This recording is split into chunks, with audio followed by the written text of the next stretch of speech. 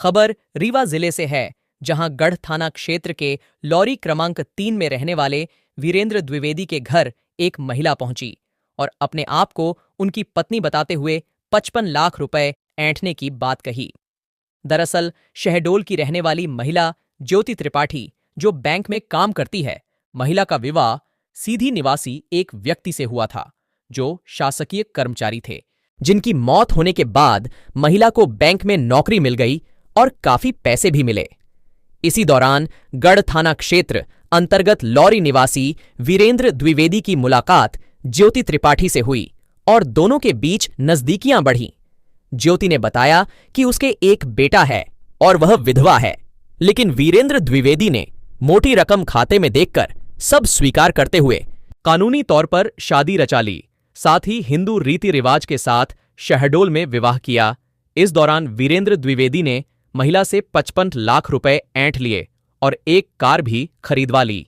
शादी के 3 साल बाद वीरेंद्र द्विवेदी घर में पारिवारिक कार्यक्रम होने का बहाना बनाकर लॉरी आया और यहां दूसरी शादी रचा ली।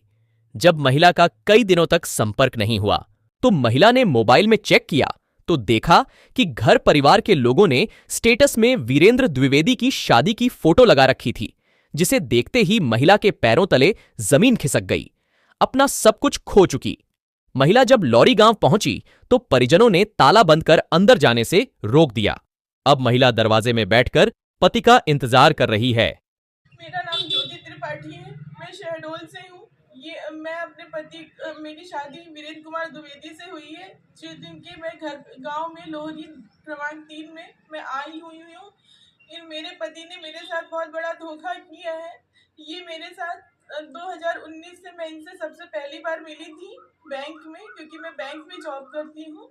उसके बाद 2020 से हम रिलेशनशिप में आए, फ़ोन में मिलने लगे हम आपस में फ़ोन में। और इन्होंने मेरे साथ, मैं पहले से शादीशुदा थी तो मैं विधवा थी, ये वो अच्छे से जानते थे, और मेरे पास बैंक बैलेंस था, ये भी वो अच्छे से जानते थे, और एक मैं बच्चे की माँ हूँ, ये भी वो अच्छे से जानते थे। मैंने उनको सब कुछ बताया था कि देखो मेरी कंडीशन ये है, अगर आप शादी मुझसे नहीं कर सकते तो मेरे रिलेशनशिप में मत आओ। लेकिन वो सब कुछ एग्री करते हुए मेरे से 2020 से लेके 2023 तक वो लगातार मेरे रिलेशन में थे, मेरे मेरे मेरे पैसे यूज करते थे, मेरे बेटे को अपना नाम देने की कोशिश करते थे, मेरे घर में एक परिवार के सदस्य के साथ रहते थे। और फिर जब ये सब हुआ तो मैंने बोला कि अगर ये सब है तो फिर आप उन्होंने मेरे पास शादी का प्रपोजल रखा और बोला मैंने अपने घर में सबको बता दिया है, बस आप एक विधवा हो इसलिए थोड़ा सा टाइम लगेगा, लेकिन सबको पता है और सारे लोग तुमको खुद घर लेके जाएंगे। और सब लोगों ने मुझे एक्सेप्ट किया अपने घर से, बस ये दिखाया नहीं कि मैं विधवा हूँ इसलिए।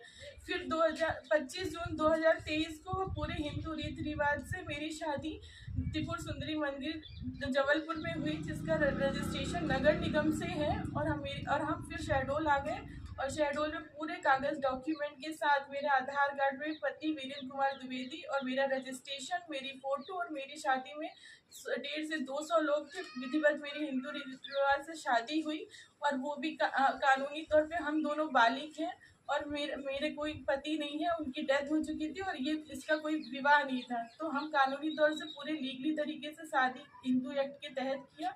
फिर ये मुझे शहडोल में रखने लगा, सारे हम लोग का अच्छा चलने लगा। धीरे धीरे इन्होंने वैसे पैसे, गाड़ी, अपना पूरा बिजनेस स्टैंड अप किया मेरे पैसों से, क्योंकि मेरे पहले पति सरकारी नौकरी में थे तो मुझे अच्छा खासा क्लेम मिला।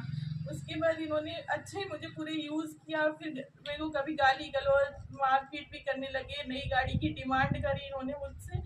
धीरे धीरे मैंने इनकी सारी उनको पता था मेरे और क्लेम आने वाले, मैंने मकान की मांग की उन्होंने मुझसे, और मैंने उनको मकान देने का वादा भी किया।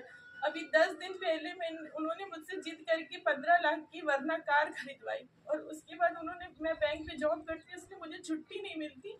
तो उन्होंने मुझे बोला मेरे घर पे बरहों का कार्यक्रम है, बड़े बीच वाली भाभी को बेटा हुआ था, तो एक दिन के लिए उसमें और 3-4 दिन गेहूं की कटाई में लगेगा, फिर मैं आता हूँ। और वो ये बोल के यहाँ चले आए, और मैं वहाँ काम में उलझी थी। जब मैंने फ़ोन में बोला इतने दिन हो गए आप आए नहीं, तो वो वापस आए मेरे पास।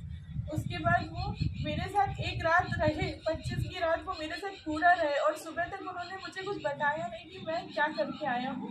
जब 25 की सुबह इनकी मम्मी भाभी लोगों ने स्टेटस लगाया फ़ोन पे, व्हाट्सएप पे, और खुद भी उनके पैरों में महावर और सारी चीज़ें थी। तो मैंने उनसे पूछना चाहा, तभी पे वो मुकर गए। फिर जब सारी चीज़ें मैंने उनकी व्हाट्सएप पे देखी, तब उन्होंने बोला हाँ मेरी शादी करके आया हूँ दूसरी 20 अप्रैल को और 18 अप्रैल को मेरा तिलक था। फिर उन्होंने हम दोनों वो मेरे साथ मारपीट किए, मुझे बहुत मारा, झगड़ा किया। तो मैं इसीलिए थाना गई एफआईआर कराने, क्योंकि मुझे मेरे जान का खतरा लग रहा था। इनके माँ बाप लोग सब मिलकर प्लानिंग के साथ गांव में आए और शादी कर दी है। शहडोल में इन्होंने किसी को कार्ड नहीं दिया, क्योंकि मुझे पता चल जाए, इस वजह से इन्होंने किसी को कार्ड भी नहीं दिया, ना कुछ बताया, चुपचाप गाँव आ गए। फिर उसके बाद यहाँ जैसे ही मैं आई तो इन लोग ने मेरे को मार पीट के घर के बाहर निकाल दिया और अपने लड़के को कह रहे हैं कि बाहर चला गया, फरार हो गया। अब मैं कहाँ जाऊँ, मेरा सब कुछ खत्म हो गया।